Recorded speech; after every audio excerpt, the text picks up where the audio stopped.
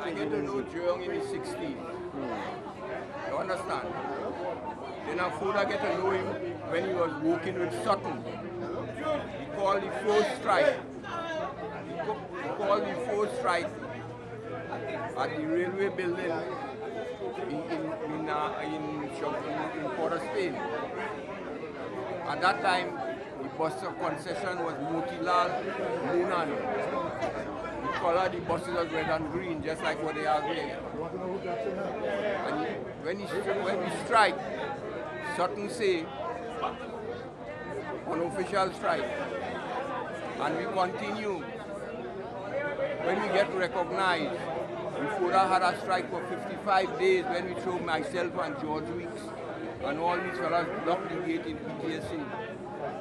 And it's from there I went. I was a representative of the union at that time, up to now when I resigned with George Weeks. Lost a giant in the trade union movement, a hero of the trade union movement, one of the communists that Trinidad and Tobago had, who was selflessly dedicated to the struggle of workers and who struggled tirelessly and selflessly in the movement.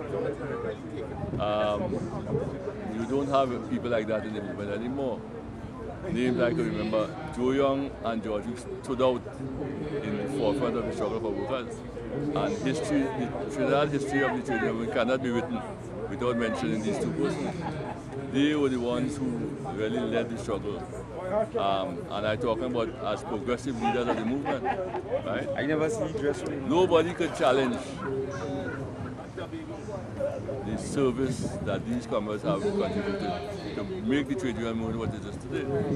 They came into the movement at a time when workers were locked in struggle in a number of areas. In fact, a lot of the strugglers in their time were strugglers for recognition. Workers were fighting to become unionized and so on. And they would have led a lot of those struggles to get workers unionized and so on. And that was the heyday of the trade union movement.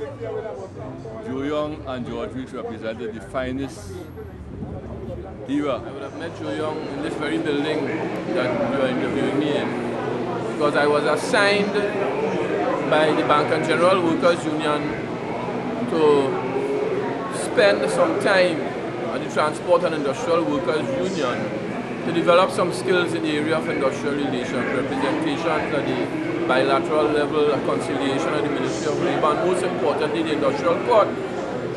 I would have spent 1 week after an interview with Joe, because I was assigned to do so under Albert Aberdeen. And when I reported at the end of that week to Joe, I indicated that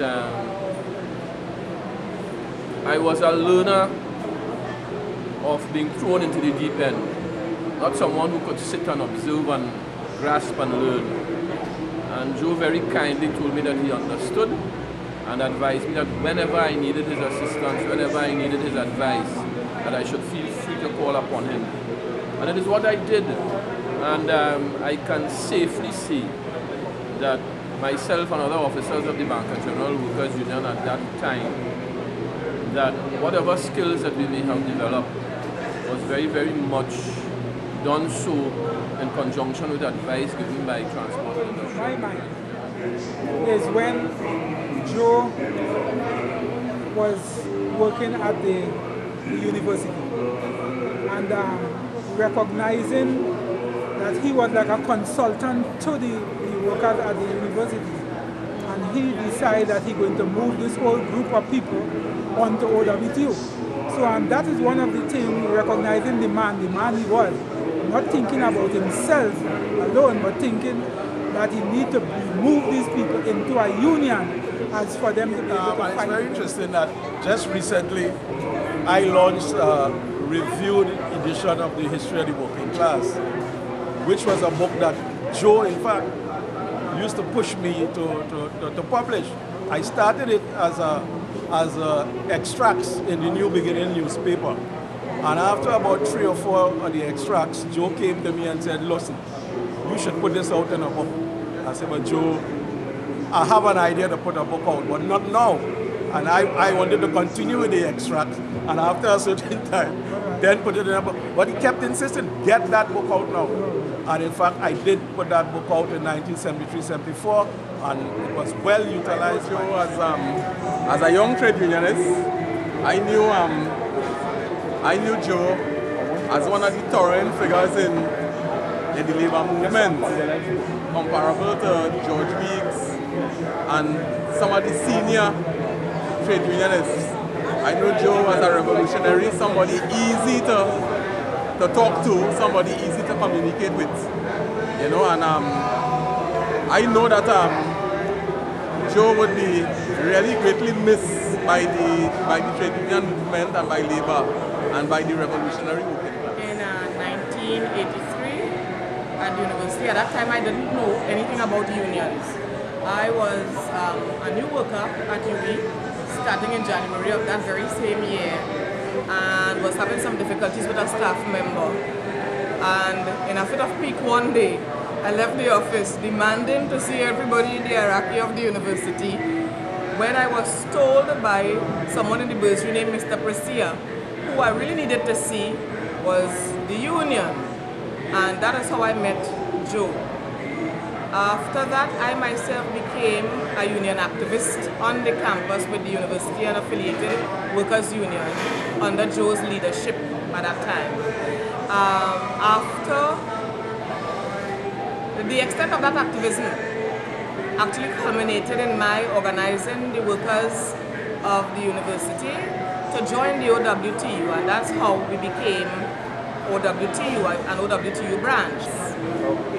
Yes, when he was in St. James, I would phone him regularly, and as he got on the phone, he would immediately start to launch into whatever issue was taking place, whatever the issue of the day was at the time regarding anything to do with labor. He would immediately launch into it, whether prompted or not. Then he would advise me, comrade, you need to do this, you need to do that, as is Joe. Actually, he had a pet name for me, which I loved. He used to call me daughter. Joe did much, in my view, not just in terms of intense and uncompromising struggle, leading such struggle in respect of workers, but in terms of providing appropriate perspective, which is something that is, at this point in time, sorely lacking in the trade union movement. And specifically what I mean, it was a kind of perspective that was communicated that, hey, this thing is more than just about fighting for wages. That we're in a situation, a system that has to be transcended. If workers really ever had to be emancipated fully. If the task commenced by the likes of Butler, and indeed even before him, had to be carried to its Joe is the man who actually started the Transport and Industrial Workers Union. It was because of his struggle with the bus workers and everything that he did that in 1962 May we were registered as a trade union. The PTSE really started because of Joe and because of his efforts in fighting the Industrial Stabilization Act, which even though was passed, he still went to court and he fought in court to have whatever repeal or whatever change in that act. We have certain judgments today that every other union benefits from. So Joe Young is the man who founded TU, and he is actually the person who helped build the industrial relations in this country. We are as old as the country, and it's because of his efforts we have a particular type of industrial relation. It's not perfect, but without him we may still have been industrial stabilization.